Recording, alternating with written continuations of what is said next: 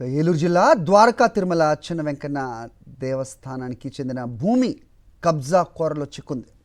Gopalapuram MLA Maddipati Venkataraju అండదండలతో మండలంలోని కొందరు టీడీపీ నాయకులు దేవుడు భూమిని కుల సంఘం పేరుతో స్వాహా చేసేందుకు తెరదీశారు.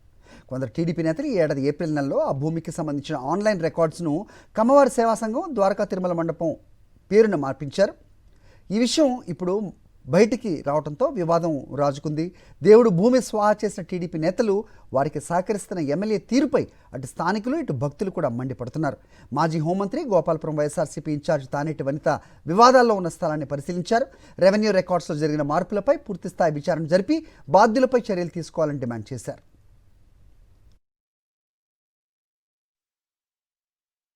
ఒక దేవాలయానికి సంబంధించిన భూమి, అది కూడా వెంకటేశ్వర స్వామి దేవస్థానానికి దత్తత ఆలయంగా ఉన్న ఆలయ భూమిని ఈ విధంగా అధికార పార్టీకి సంబంధించిన నాయకులు కబ్జా చేయడం, మ్యూటేషన్ చేయడం ఎవరిని చూసుకుని చేస్తున్నారండి?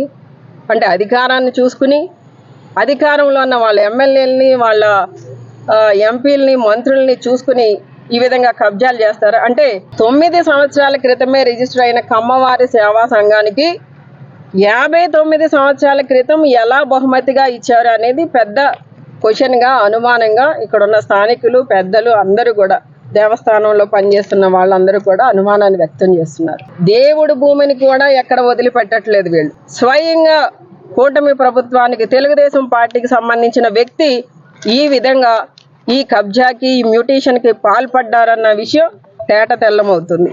ఈ రోజున నేను రెవెన్యూ అధికారులను అడుగుతున్నానండి, ఏ విధంగా అన్రిజిస్టర్డ్ డాక్యుమెంట్ని బేస్ చేసుకుని మ్యూటేషన్ చేశారు? చేసే అధికారం మీకు ఎక్కడుంది? మరిన్ని అప్డేట్స్ కోసం ఛానల్ను సబ్స్క్రైబ్ చేయండి. నోటిఫికేషన్స్ కోసం బెల్ ఐకాన్ పై క్లిక్ చేయండి.